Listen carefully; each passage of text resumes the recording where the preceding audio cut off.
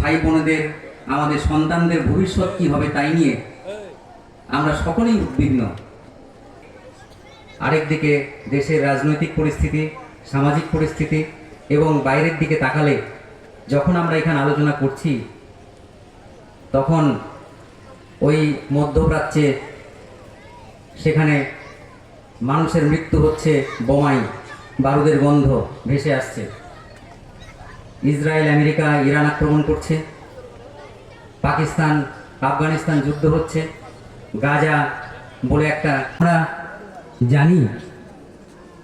শরৎচন্দ্রের সাহিত্যের মূল্য, শরৎচন্দ্রের সাহিত্য পড়ে আমাদের মধ্যে যে আবেগ, যে অনুরণন, সেটা শেষ হয়ে যায়নি। শরৎচন্দ্রের সাহিত্য থেকে আমাদের শেখা,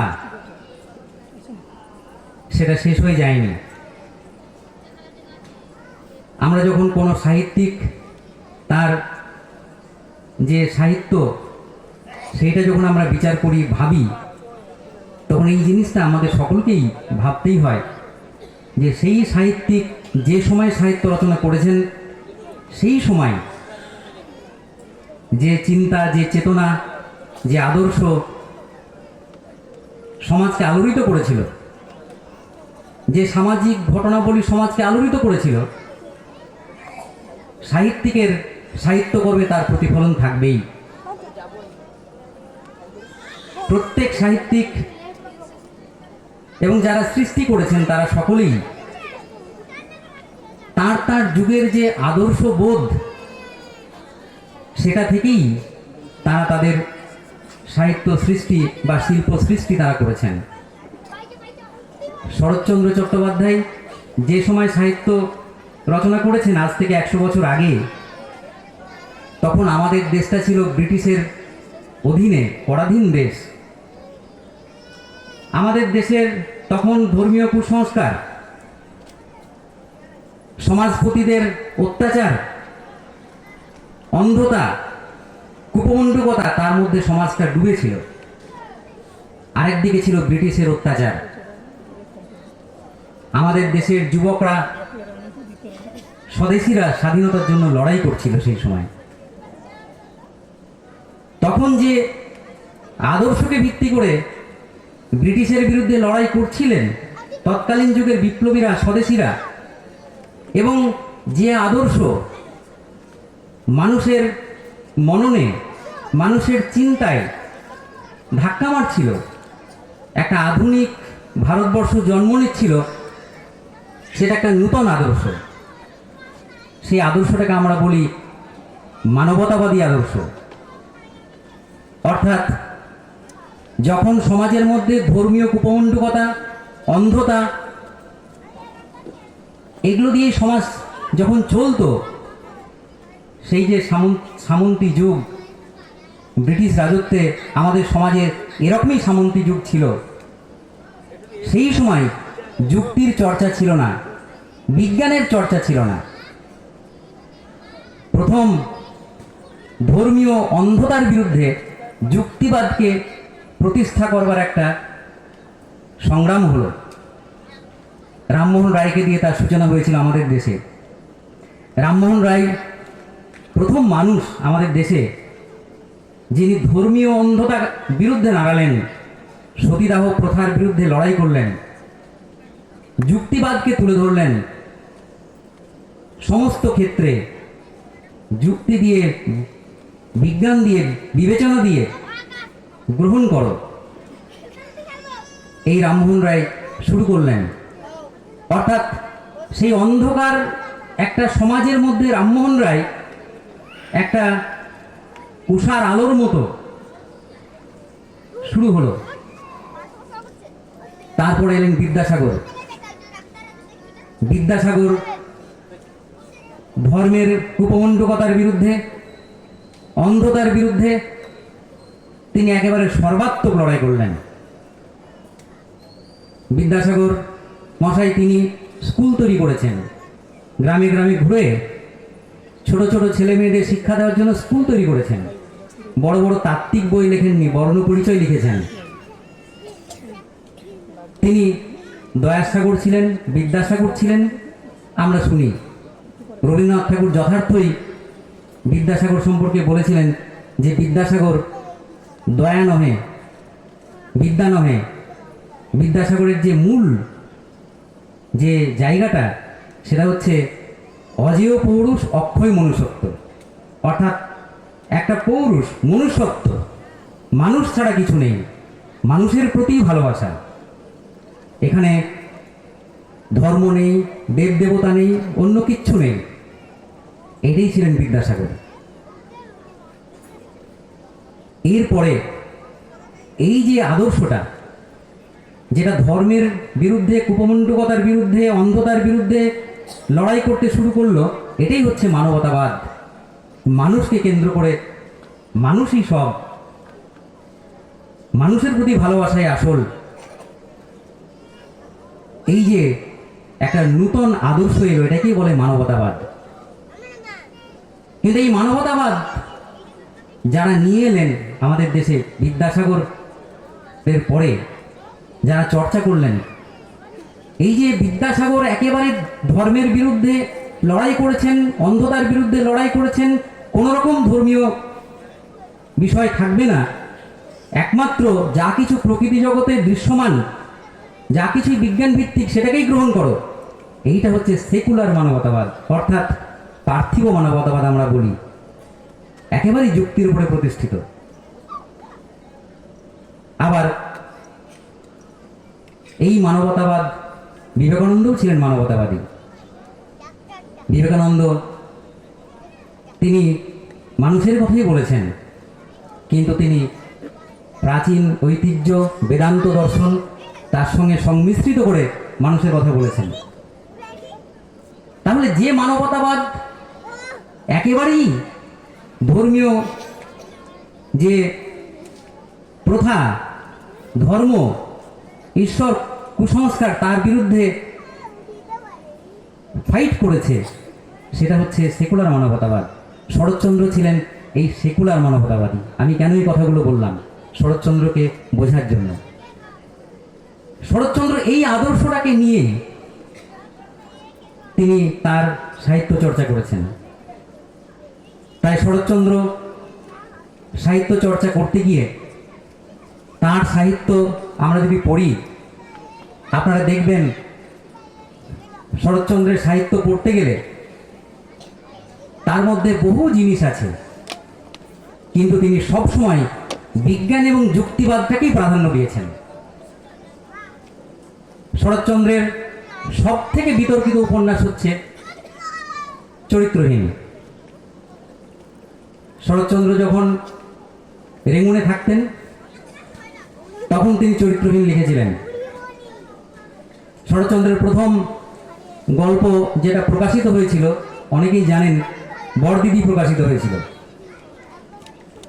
যখন বরদিদি প্রকাশিত হয় 1907 সালে, তখন শরৎচন্দ্র রেঙ্গুনে তার বন্ধুরা প্রকাশ করে দেয়। তখন ভারতী বলে একটা পত্রিকা ছিল, সেই ভারতী পত্রিকা চালাতেন সরলা দেবী, ঠাকুর পরিবারের একজন। তিনি বরদিদি পড়ে খুবই উচ্ছ্বসিত হয়ে ওঠেন। তিনি যখন বরদিদি প্রকাশ করতে থাকেন ভারতী পত্রিকায়, তখন সবাই গিয়ে প্রথম কিস্তিটা সংখ্যাটা বেরোনোর পরে সবাই গিয়ে রবীন্দ্রনাথকে ধরেছে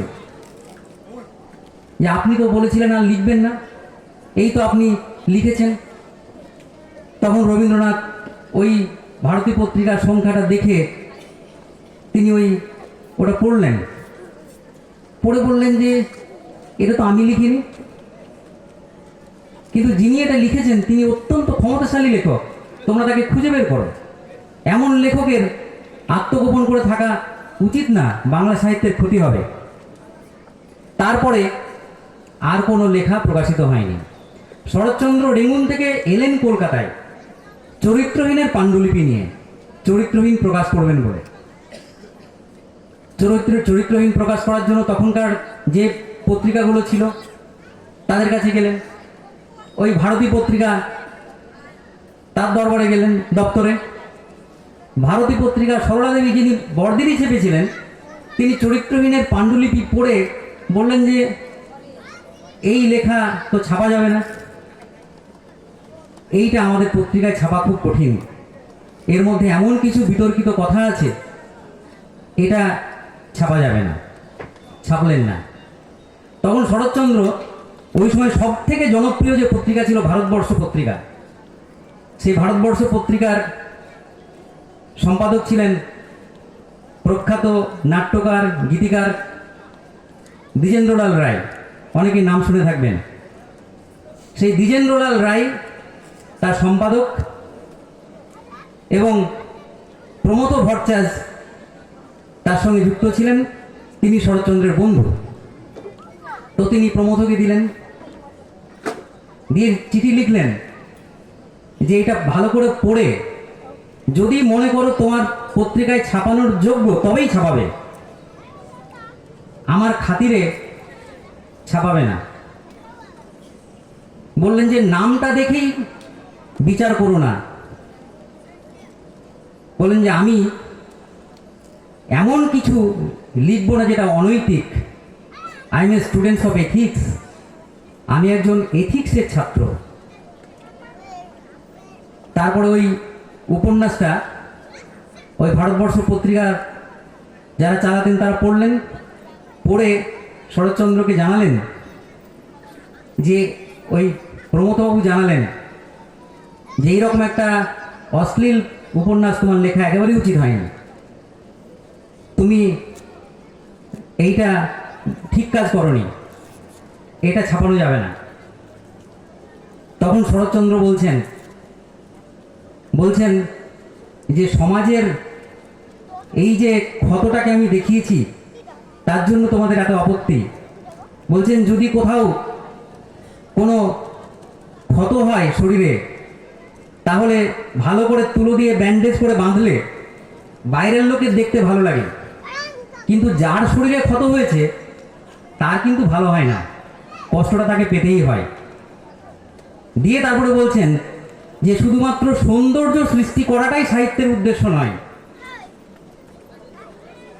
একটা উপন্যাস লিখবো, একটা গল্প লিখবো শুধুমাত্র সৌন্দর্য সৃষ্টি করার জন্য, ভালো জিনিস দেখানোর জন্য, একটা সুন্দর, একটা কোমল, একটা ভালো, এইটাকে দেখানোর জন্যই কি সাহিত্য সৃষ্টি? সৌন্দর্য সৃষ্টি করার জন্যই?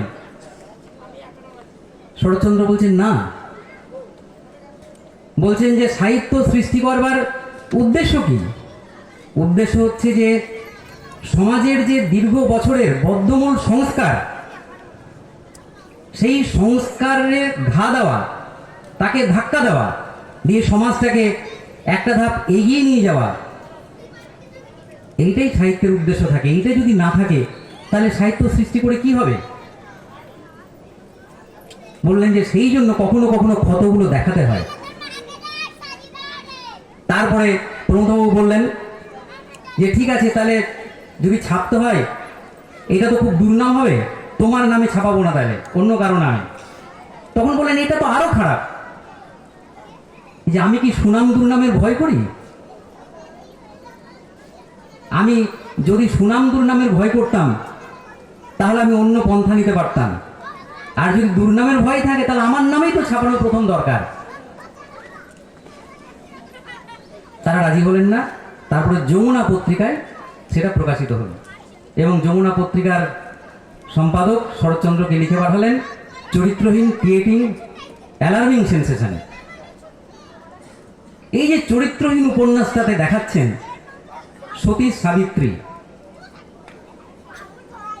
সাবিত্রী একটা মেষ বাড়ির, সেখানে ঝিয়ের কাজ করে।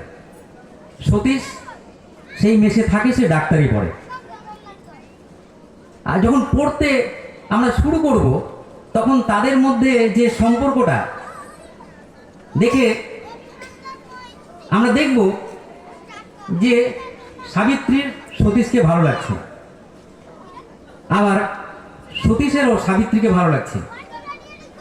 সাবিত্রী মেষের ঝি, কিন্তু এই যে সাবিত্রীর এই যে ভালো লাগাটা, সাবিত্রীর চরিত্র, তার গুণাবলী, যেভাবে সে ডায়ালগ করছে, আপনি কিন্তু কখনো এটাকে খারাপ বলতে পারবেন না। উপন্যাসটা যেন টেনে নিয়ে যাবে আমাদেরকে। এই টেনে নিয়ে যেতে যেতে মনে হবে যেন ভালোই তো, খারাপ কোথায়? কিন্তু সাবিত্রী তো বিধবা। তাহলে একটা বিধবা মেসের ঝি, সে একটা ওইরকম উচ্চশিক্ষিত একটা ছেলেকে ভালোবাসছে, এটা তো সেই সময়ের সমাজ ভাবতেই পারে না। কিন্তু যখন আমরা পড়ব, যখন আপনি পড়বেন, তখন কিছুতেই মনে হবে না যে জিনিসটা খারাপ। এবং তারপরে যখন শেষ পর্যন্ত সবাই চাইবে শেষ পর্যন্ত এদের একটা মিলন হোক। এই সতীশকে আরেকটি শিক্ষিতা মেয়ে সরোজিনী, সেও ভালোবাসে, কিন্তু পাঠক চাইবে সাবিত্রীর সঙ্গে সতীশের মিলন হোক। কিন্তু শরৎচন্দ্র শেষ পর্যন্ত কি দেখালেন? যে হলো না মিলন। সাবিত্রী যখন চলে যাচ্ছে, সতীশ তাকে ছাড়বে না, বলছে তুমি কি আমাকে কোনোদিনই ভালোবাসোনি? সাবিত্রী বলছে ভালো যদি নাই বাসতাম তাহলে কি তোমাকে ছেড়ে যেতে পারতাম? তারপরে বলছে যে তুমি আমাকে বিয়ে করতে চাও, কিন্তু সমাজ তো এই বিয়ে মানে না। আমরা বিয়ে করলে সমাজ তো আমাদেরকে শ্রদ্ধার চোখে দেখবে না, কিন্তু আমরা তো সমাজেই আছি। তাহলে যে ভালোবাসা সমাজ গ্রহণ করে না, শ্রদ্ধার চোখে দেখে না, শুধু তুমি ভালোবাসলে সে ভালোবাসা থাকে? তারপরে বলছেন শ্রদ্ধা ছাড়া কি ভালোবাসা টিকতে পারে? শ্রদ্ধা ছাড়া কি ভালোবাসা টিকতে পারে? কত বড় কথা। শরৎচন্দ্র বললেন একই জিনিস ওই পল্লী সমাজ করুন। পল্লী সমাজে রমা রমেশের সম্পর্ক দেখিয়েছে। সেইখানে যখন রমা চলে যাচ্ছে, রমেশ তখন জ্যাঠাইমাকে জিজ্ঞেস করছে তুমি না হয় চলে যাচ্ছ আমাদের ছেড়ে, রমাকে নিয়ে যাচ্ছ কেন? তখন জ্যাঠাইমা বলছে যে ও অত্যন্ত দুঃখী, ওকে আমি নিয়ে যাচ্ছি। ও যদি বাঁচে ওখানে, তাহলে একটা প্রশ্ন আমি বারবার করে করব যে কেন এত রূপ এত গুণ দিয়ে তাকে তুমি পাঠালে বিধাতার কাছে, আর কেনই বা তাকে এরকম করে নষ্ট করে দিলে? এ কি শুধু বিধাতার খেয়ালের খেলা নাকি এ সমাজের খেয়াল?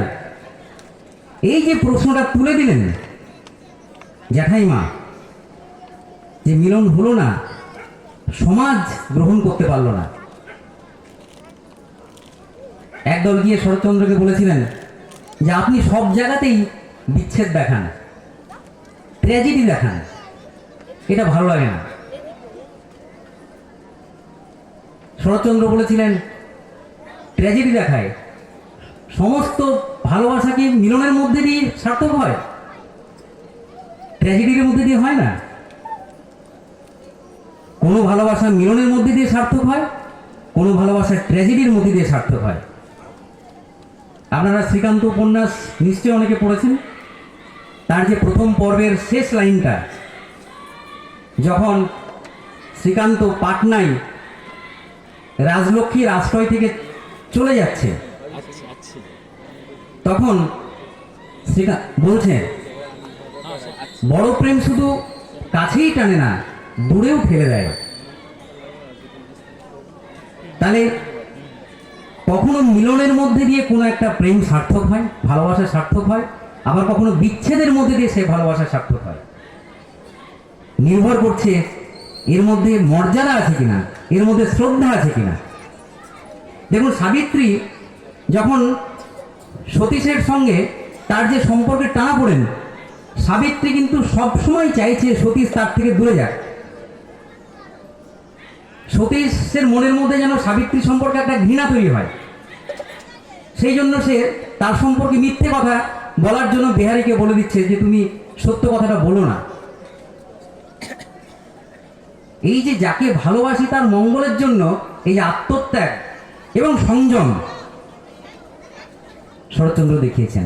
পড়তে পড়তে কি মনে হয় যে খুব সুন্দর এবং এগুলো আকৃষ্ট করে। তাহলে এই যে শরৎচন্দ্র গল্পের মধ্যে দিয়ে, উপন্যাসে ডায়লগ করতে করতে এইসবের মধ্যে দিয়ে বলছেন, সমাজের যে মূল্যবোধের কথা বলছেন, নৈতিকতার কথাগুলো বলছেন। শরৎচন্দ্রের উপন্যাস গল্পের প্রত্যেকটা চক্রে চক্রে এরকম নৈতিকতার কথা। রামের সুমতি আপনারা অনেকে পড়েছেন, মেজ দিদি পড়েছেন, বিন্দুর ছেলে পড়েছেন। এই যে রামের সুমতিতে নারায়ণী রামকে একেবারে সন্তান স্নেহে গ্রহণ করে নিল। রামও তার যে মাতৃ যে স্নেহের আকাঙ্ক্ষা সেটা তার বৌদির কাছে গিয়ে পেল, এবং সেখান থেকে কেউ তাকে বিচ্ছিন্ন করতে পারছে না। নিজের সন্তান নয়, তাহলে নিজের সন্তান নয় কিন্তু অপরের সন্তান, তাকে নিজের সন্তানের মতো করে ভালোবাসা। আপনারা মেজদিদি পড়বেন, মেজদিদিতে হিমাঙ্গিনী বলে একটা চরিত্র আছে। হিমাঙ্গিনী ওই যে কেসটাকে ভালোবাসছে, কেসটার মেজদিদি হচ্ছে হিমাঙ্গিনী, মানে তার নিজের মেজদিদি না, সে তার মেজদিদির কাছে থাকতে এসেছিল, সেই মেজদিদি যা হচ্ছে হিমাঙ্গিনী। নিজের মেজদিদি তাকে দেখতে পারে না, তাকে খাটিয়ে নেয়। আর তারই কষ্ট দেখে হিমাঙ্গিনীর একেবারে অপত্য স্নেহ ওই কেসটার উপরে গিয়ে পড়ল। তো এই যে মেজদিদি কেসটাকে ভালোবাসছে, নিজের সন্তান নয় তাও। ভালো লাগছে তো? এই যে মাতৃস্নেহের একটা অদ্ভুত একটা রূপ। নিজের সন্তানকে সবাই ভালোবাসে, এটাই হচ্ছে সাধারণ নিয়ম সংসারে। কিন্তু নিজের সন্তান নয়, অপরের সন্তান, তাকে কি নিজের সন্তানের মতো করে ভালোবাসা যায় না? যায় না। এই যে শরৎচন্দ্র দেখালেন, নিজের সন্তানের থেকেও আরো গভীরভাবে ভালোবাসা যায়, এবং খুবই ভালো লাগে পাঠকদের। নারায়ণীর মতো হওয়ার ইচ্ছে জাগে, হিমাঙ্গিনীর মতো হওয়ার ইচ্ছে জাগে। তাহলে যে মাতৃত্বের একটা অদ্ভুত দিক দেখালেন শরৎচন্দ্র খুব সাধারণ গল্পের মধ্যে দিয়ে, ডায়লগের মধ্যে দিয়ে। এইটা কি? এটা একটা অত্যন্ত উচ্চ একটা আদর্শ, যেটাকে বলে এথিক্যাল মাদারহুড। অর্থাৎ নিজের সন্তানকে তো ভালোবাসি, কিন্তু অপরের সন্তান, পাশের বাড়ির সন্তান, আমার সন্তানের বয়সী, তারা যদি ভালো হয়, গুণে যদি বেশি থাকে, তাহলে আমি তাদেরকেও সন্তান তুল্য ভালোবাসতে পারি। আমরা কজন পারি? কিন্তু ভালো তো লাগে, মনে তো হয় যে এরকম হলে তো খুবই ভালো। তাহলে এই যে শরৎচন্দ্র একটা অত্যন্ত উচ্চমানের মূল্যবোধ তুলে ধরলেন। শরৎচন্দ্র চরিত্রহীনে কিরণময়ী একটা চরিত্র সৃষ্টি করেছেন। কিরণময়ী আপনারা যারা পড়েছেন দেখবেন, অত্যন্ত রূপে গুণে সব দিক থেকেই এত এগিয়ে, পড়াশোনায় গভীরতায় সব দিক থেকে এগিয়ে, তার সমকক্ষ কেউ নেই। একমাত্র হচ্ছে উপেন্দ্র তার সমকক্ষ। এই কিরণময়ী চরিত্রটা তৈরি করে শরৎচন্দ্র দেখুন, ওই যে দিবাকর বলে আর একটা চরিত্র আছে। দিবাকর হচ্ছে কলেজে পড়ে, সন্ধ্যান্বিক করে, ধর্ম মানে, সব কিছু মানে, ভালো ছেলে। দিবাকরের সঙ্গে কিরণময়ের ডায়ালগ হচ্ছে। দিবাকর একদিন একটা বই তাদের লাইব্রেরি থেকে নিয়ে পড়বে, কিরণময় দেখে বলছে, এটি কি বই ঠাকুরপো? বলছে এটা কঠোপনিষদ। বলছে পড়বে? বলে হ্যাঁ পড়ি, ভালো বই তো। দিয়ে বলে হ্যাঁ পড়তে পারো সময় কাটানোর জন্য, কিন্তু ওই সব আজগুবি গল্প পড়বে। দিবাকর চমকে উঠেছে, উপনিষদ বলছে আজগুবি? দিয়ে তো অবাক হয়ে গেছে। তখন কিরণময়ী বলছে যে কোনো ধর্মগ্রন্থের মধ্যেই সত্য নাই, বেদও ধর্মগ্রন্থ, তার মধ্যেও মিথ্যার কোনো অভাব নেই। তারপরে বলছেন যা কিছু সত্য জীবনে সেটাকেই গ্রহণ করবে। তাতে যদি বেদ মিথ্যা হয়ে যায়, মিথ্যা হোক, এই যে কথাটা বলা ওই যুগে দাঁড়িয়ে কিরণময়ীর মতো একটি নারীর মুখ থেকে, এটা কত বড় সাহসিকতার ব্যাপার। দেখুন আজকে ধর্ম নিয়ে যে হানাহানি হচ্ছে, যখন ওই গীতা পাঠ হয়, এই সাম্প্রদায়িকতা, এগুলো তো আজকে চলছে। অথচ শরৎচন্দ্র এগুলোর বিরুদ্ধে কিভাবে তিনি বলেছেন তার সাহিত্যে, পথের দাবি উপন্যাসে তিনি যে বিপ্লবী চরিত্র সৃষ্টি করেছিলেন পথের দাবি উপন্যাসে, সব্যসাচী। যখন সব্যসাচী চরিত্রটা সৃষ্টি হলো, পথের দাবি প্রকাশিত হয়েছিল 5,000 কপি। কয়েকদিনের মধ্যে সমস্ত কপি বিক্রি হয়ে যায়। তারপরে পথের দাবি বাজেয়াপ্ত হয়ে যায়, পুলিশ, ব্রিটিশ সরকার বাজেয়াপ্ত করে দেয়। বিপ্লবীদের হাতে হাতে ঘুরত পথের দাবি। এই পথের দাবি পড়ার পরে কয়েকজন এসে শরৎচন্দ্রকে জিজ্ঞেস করেছিল যে দাদা, আপনি কাকে দেখে লিখলেন পথের দাবি? সব্যসাচী কে? কারণ তখন তো সুভাষচন্দ্র বোস, নেতাজি হননি। 1926 সালে পথের দাবি প্রকাশ। মাস্টারদা তখন লড়াই করছেন, রাসবিহারী বসু, অনেকে বললেন রাসবিহারী বসু। তখন শরৎচন্দ্র বললেন, আমি পথের দাবি কাউকে দেখে ওরকম সৃষ্টি করিনি। আমি চাই পথের দাবির সব্যসাচীর মতো একটা নেতা আসুক, সব্যসাচীর মতো একটা নেতা আসুক।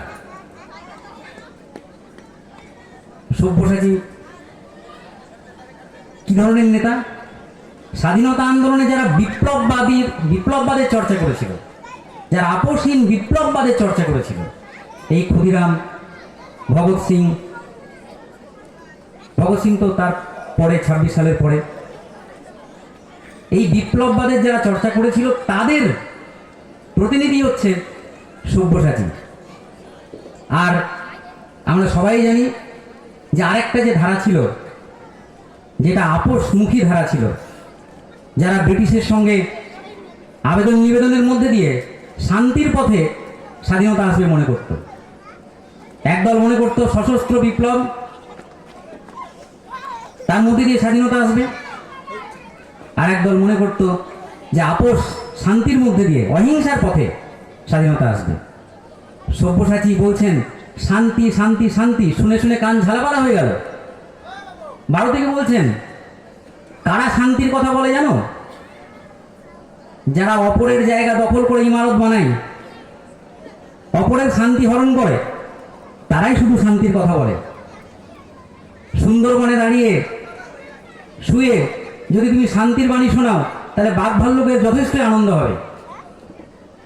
দেশ পরাধীন, আর এখন শান্তির কথা। সব্যসাচী এইরকম বিপ্লবী। সব্যসাচীর চরিত্রের আকর্ষণে দেখুন, সুমিত্রা, রোজা দাউদ বলে একজন, সে ওই যে সুমাত্রা, ওই দেশগুলোতে সে নানান ধরনের মাদক দ্রব্যের ব্যবসা করত। সব্যসাচীর সংস্পর্শে এসে সুমিত্রা ক্যারেক্টারটা চলে এল। ভারতীয়, একজন খ্রিস্টান, খুবই ভালো মেয়ে। সে আবার এই বিপ্লব, রক্তারক্তি, এগুলোকে সে মনে করে যে এটার বাইরে কি কোনো পথ নেই।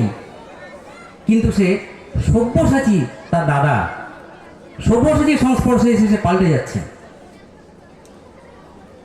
ওই যে কবি শশী, সে বেহালা বাজায় আর গান করে, তো সেও সব্যসাচীর সংস্পর্শে এসে পাল্টে যাচ্ছে।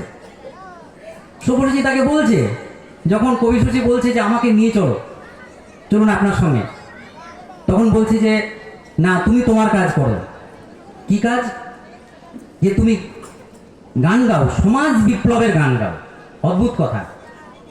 এতদিন পর্যন্ত রাজনৈতিক আন্দোলনে শুধু ব্রিটিশদের বিরুদ্ধে রাজনৈতিক আন্দোলনের কথাই আমাদের দেশের নেতারা বলতেন, রাজনৈতিক বিপ্লবের কথা বলতেন, সমাজ বিপ্লবের কথা এইটা বলতেন না। সব্যসাচী বললেন, তুমি সমাজ বিপ্লবের গান গাও, মানে কি? কবি শশী বলছে, কি করবো সেটাই? বলছেন যে যা কিছু পুরাতন, যা কিছু জীর্ণ,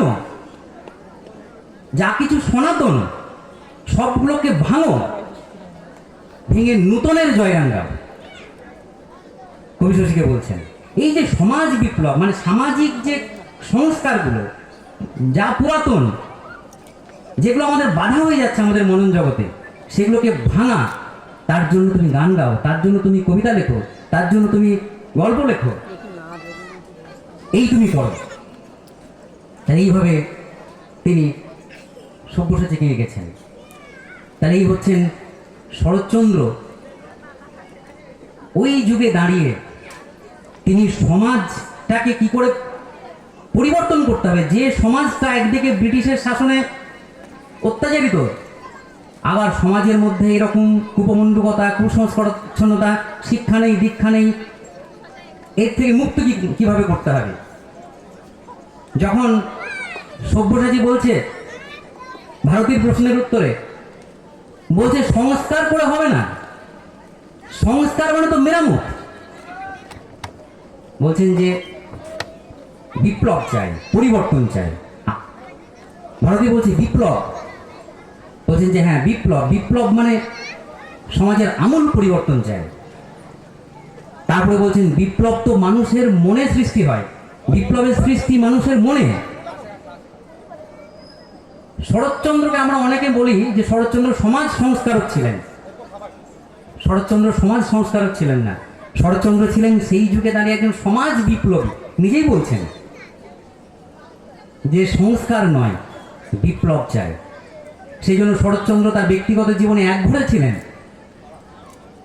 শরৎচন্দ্র ব্যক্তিগত জীবনে তাকে সমাজ একঘরে করে দিয়েছিল। তিনি কে তাকে ভালো বললো, মন্দ বললো, তার কোনো পরোয়াই করতেন না। যদি শরৎচন্দ্রকে কেউ বলতো যে আপনি মদ খেয়েছেন, বলতো মদ খেয়েছি কি গো, আমি তো মাতাল হয়ে গেছিলাম। শরৎচন্দ্র এইভাবে বলতেন, তার কিছু যায় আসতো না। সময় চলে যাচ্ছে, আমি আর একটা ঘটনা বলে আমি শেষ করব। এই যে শরৎচন্দ্র যখন অসহযোগ আন্দোলনে যুক্ত হয়ে গেলেন, দেশবন্ধু চিত্তরঞ্জন দাস, দেশবন্ধু চিত্তরঞ্জন দাসের সঙ্গে শরৎচন্দ্রের যে গভীর বন্ধুত্ব হলো অসহযোগ আন্দোলনের মধ্যে দিয়ে, তিনি সরাসরি অসহযোগ আন্দোলনে যুক্ত হয়ে গেলেন। এবং সেই সময় যখন অসহযোগ আন্দোলনের পরে বিপ্লবীরা যখন জেল থেকে ছাড়া পেল, তখন তারা সব জায়গাতেই ব্রাত্য, যেখানেই যায় সবাই ভয় পেয়ে তাদেরকে তাড়িয়ে দেয়। কংগ্রেসের নেতারা তাদেরকে আর নিচ্ছে না, ভয় পেয়ে গেছে। শরৎচন্দ্র বারবার করে বললেন, তিনি তো কংগ্রেসের হাওড়া জেলার প্রেসিডেন্ট, তিনি প্রাদেশিক কংগ্রেস কমিটিকে বললেন যে একটা ভালো করে সংবর্ধনা দেওয়া দরকার এদেরকে। রাজি হলো না। তখন তিনি নিজেই হাওড়ায় উদ্যোগ নিলেন, বিপ্লবীদেরকে সংবর্ধনা দেবেন। সবাইকে ডেকে বললেন আয়োজন করো সংবর্ধনার, জমকালো করে আয়োজন করো, এমন করে আয়োজন করো যাতে সবাই তাক লেগে যায়। বিশাল করে আয়োজন হলো, সংবর্ধনা দিলেন শরৎচন্দ্র। এই প্রথম বিপ্লবীরা শরৎচন্দ্রের কাছ থেকে সংবর্ধনা পেলেন। তাদের মধ্যে যে হতাশা আসছিল, সেই হতাশা মুছে গেল শরৎচন্দ্রের স্নেহে, সংবর্ধনায়। তারপর থেকে প্রত্যেকটা জেলায় জেলায় সংবর্ধনার বন্যা হয়ে গেল। তাহলে এই শরৎচন্দ্র চট্টোপাধ্যায় তিনি যে সাহিত্য রচনা করেছেন, সেই সাহিত্যে যে মূল্যবোধের কথা বলেছেন, নৈতিকতার কথা বলেছেন, যে চরিত্রগুলোর মধ্যে দিয়ে ফুটিয়ে তুলেছেন উন্নত চরিত্র, আমাদেরকে আকৃষ্ট করে, এর চর্চা যদি না হয়, এই যুগের একজন অন্যতম মার্ক্সবাদী চিন্তানায়ক শিবদাস ঘোষ, সে একটা কথা খুবই আমাকে নাড়িয়েছে। তিনি বলেছিলেন যে আমরা ছিন্নমূল হয়ে গিয়েছি। মানে কি? মানে স্বদেশী আন্দোলনের যুগে, নবজাগরণের যুগে যে উন্নত সংস্কৃতির চর্চা হয়েছিল, উন্নত আদর্শের চর্চা হয়েছিল, সেই আদর্শের চর্চার ধারাবাহিকতা আমরা রক্ষা করতে পারিনি। আমরা আজকে সেই জন্যই অবক্ষয়ের মধ্যে পড়ে গেছি।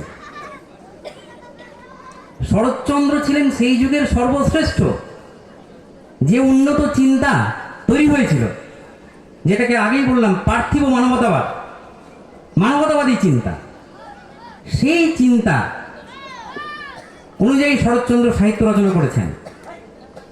তার আজকের যুগে শরৎচন্দ্রের যে কন্টিনিউয়েশন, তার মধ্যে দিয়েই আমরা যদি কিছু সৃষ্টি করতে চাই, আমরা একটা সাহিত্য পত্রিকা করতে চাই, আমরা একটা সাংস্কৃতিক সংগঠন করতে চাই, আমরা নিজেদের জীবনে মূল্যবোধটাকে অর্জন করতে চাই, তাহলে ওই নারায়ণী, বিন্দু, হেমাঙ্গিনী, সাবিত্রী, রমেশ, এদের কাছ থেকে আমাদের নিতে হবে, এদের চরিত্র থেকে আমাদের নিতে হবে। শিবদাস ঘোষ বলছেন, আমরা ভুলে গিয়েছি, আমাদেরকে ভুলিয়ে দেওয়া হয়েছে। তাহলে শরৎচন্দ্রের চর্চাটা আজকে শুধুমাত্র একটা ভালো লাগা মন্দ লাগার ব্যাপার নয়। নিশ্চয়ই শরৎচন্দ্রের সাহিত্য পড়তে আমাদের সকলেরই ভালো লাগে বলে আমরা এখানে এসেছি, কিন্তু এটা একটা অবশ্য প্রয়োজনীয় একটা চর্চা। না হলে আমরা যা হতে চাই, আমাদের প্রত্যেকের মধ্যে একটা অভাববোধ আছে, প্রত্যেকের মধ্যে। আমাদের অর্থনৈতিক সংকটটা আমি বাদ দিলাম, কিন্তু তা বাদ দিলেও আমাদের প্রত্যেকের মধ্যে একটা অভাববোধ আছে। এই অভাবটা কোথায়? কিসের অভাববোধ? আমাদের অনুভূতি, আমাদের সূক্ষ্ম অনুভূতি, আমাদের স্নেহ, প্রেম, প্রীতি, ভালোবাসা, তাই নিয়ে যে মানুষের একটা সমাজ, মানুষের সঙ্গে মানুষের সম্পর্ক, এইগুলোতে অভাববোধ আছে। এগুলো তৈরি আসবে তখনই যদি উন্নত মূল্যবোধের চর্চা আমরা ব্যক্তিগত জীবনে করতে পারি। তাহলে এই উন্নত মূল্যবোধের চর্চা করব বললে কিভাবে করব? আমরা জানবো কোত্থেকে, শিখবো কোত্থেকে? শরৎচন্দ্রের কাছে যেতে হবে, তৎকালীন যুগের যারা বড় মানুষ তাদের কাছে যেতে হবে, রবীন্দ্রনাথের কাছে যেতে হবে।